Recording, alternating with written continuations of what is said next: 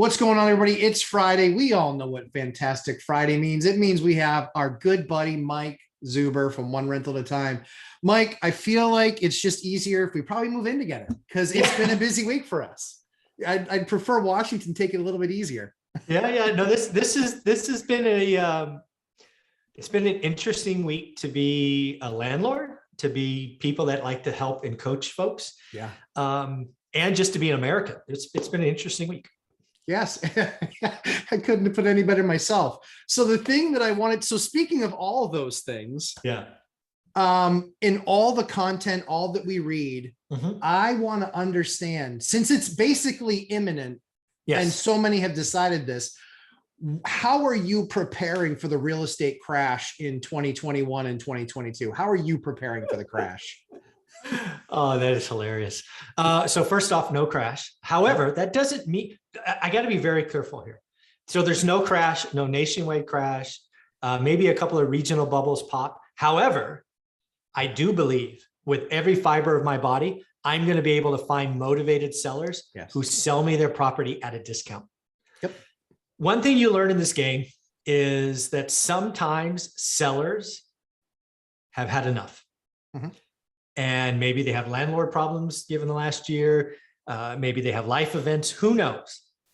But in all my years, the best deals I have ever done, the most significant discounts, the highest yields, everything I preach and talk about are from sellers who have had enough.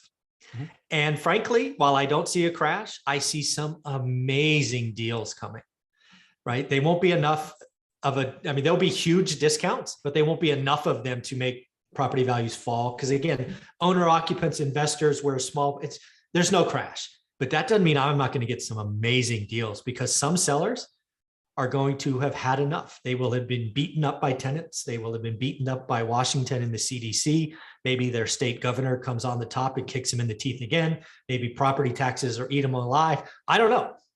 But I'm going to look for them. And I hope to add 30 to 50 units in the next 6 months that are going to be amazing deals.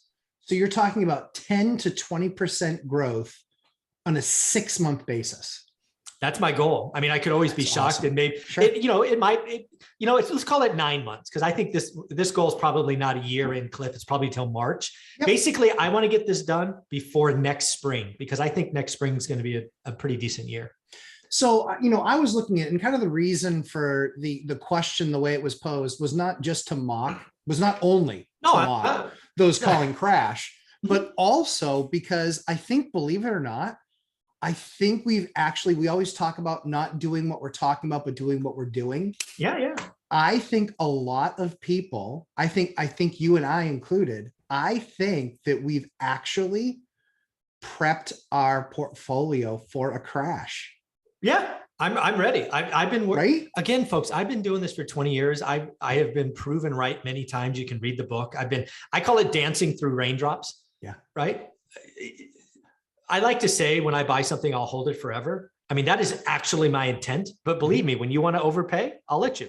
When it's time to pay stuff off, I will. When it's time to refi, I will. Right. I'm in the middle of 2 refis now, pulling significant equity out, because what did I just tell you?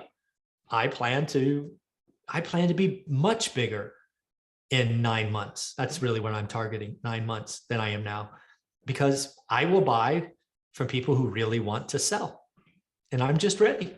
Right. And so even in that vein, Mike, when we talk about, that there's not the crash, we think that there is a slowdown. We think that there's going to be opportunity for deals where, quite frankly, we're just capitalizing on the free market and people's own bets, belief structures about what the future is going to hold. They're saying it's too much for me, I need to get out. We're saying, okay, we're still going in.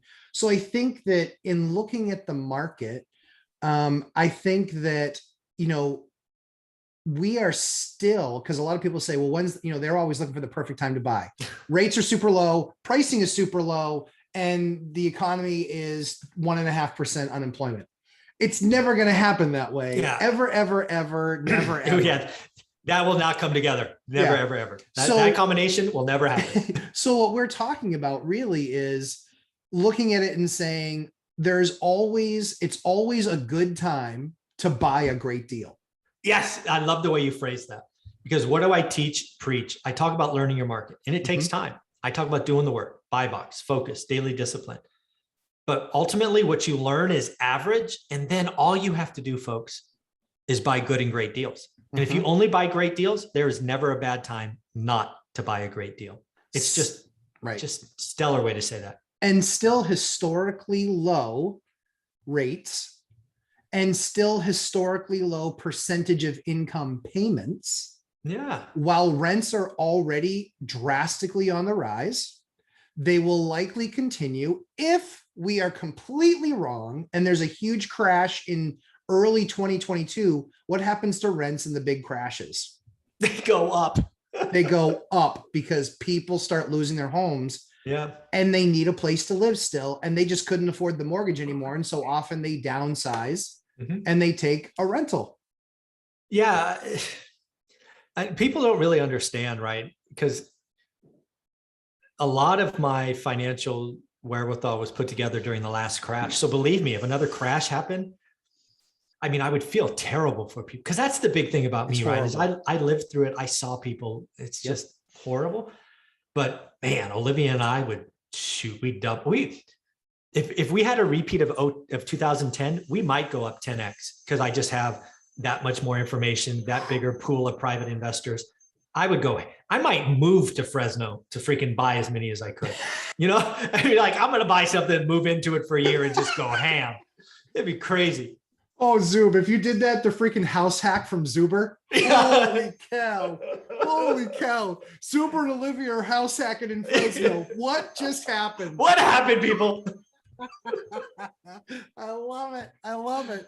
But yeah, as I said, Mike, I'm just looking at this market and I want to encourage people. I think the only thing that I'm giving them is caution, which is the only thing different for me really in looking at the market as you and I really are looking at it is I'll have a little bit more reserves. Yeah. I'll have a little bit higher of a vacancy rate count, but marginal. And largely speaking, guys of my size, which I'm about, a third the size of you, portfolio wise. Yeah. And, but looking at that is that you can spread it across, right? And so when you have 180 units, it's like, quite frankly, 3 or 4 not paying, it sucks because it's money that you're due. But it's kind of like, all right, well, if that's going to be the way it goes, that's the way it goes. Yeah, let's be clear, right? And we're going to talk about this in episode number 3. While the last year has been a hard time to be a landlord, you need to pay attention to episode number 3, because it's not the hardest time. What you all don't realize is that there was another time period in the last 21 or 22 years that was much harder than today. Yeah. And most of you aren't been around long enough, so you're just listening to the media. This really hasn't been that bad. I mean, it's bad for different reasons, but believe me, this has not been the worst time to be a landlord. If you ever want to be really frightened about this market, go hang around people that have only been around for 3 years. Yeah. And you're like, oh my word, you have no idea. You just have no idea. Like, they got their license or they've done a few deals. And you're just like, yeah, you are not, when you're normally listing a house, you are not going to have 7 offers in the first weekend. I saw the other day, this is kind of off kilter, but I saw something that's a sign of a crazy market. A brand new real estate agent, brand new, 3 years, 2.5, 3 years, and a mortgage broker, both they were both 26, 27. Okay. I don't know, is that mid-20s, late 20s? Yeah, mid-20s. Yeah, sure. Mid-20s. But they were both having record years. We're talking multiple 6 figures. Wow. And they were comparing exotic cars that they have recently purchased. Folks, that is going to end badly. And that's why I haven't bought my Lambo yet. So, Mike, any other thoughts on what other things you might be doing preparing for the crash? Any other thoughts on this before we close it out? No, I think what you said is probably something I need to say more often. It's always a great time to buy a great deal. I bought great deals. I bought great deals when I was paying 10%, 12% interest. Right. I don't give a rat's ass about the interest. I care about the asset and the yield. Yep. Right. And then, oh, by the way, those 12% interest loans, either now the property is sold or they're at 6% or 5% or whatever. So Yeah, just do the work, learn. You got to learn average. And if you don't know average, you don't know good or great. That's what a lot of people try to shortchange this. I want a great deal. Well, do you know what average is? No. Well, then how do you know what a great deal is? People try to rush this. You got to do the work. It's true. You got to do the work. You have to have it normalized. You have to know exactly what you're looking at.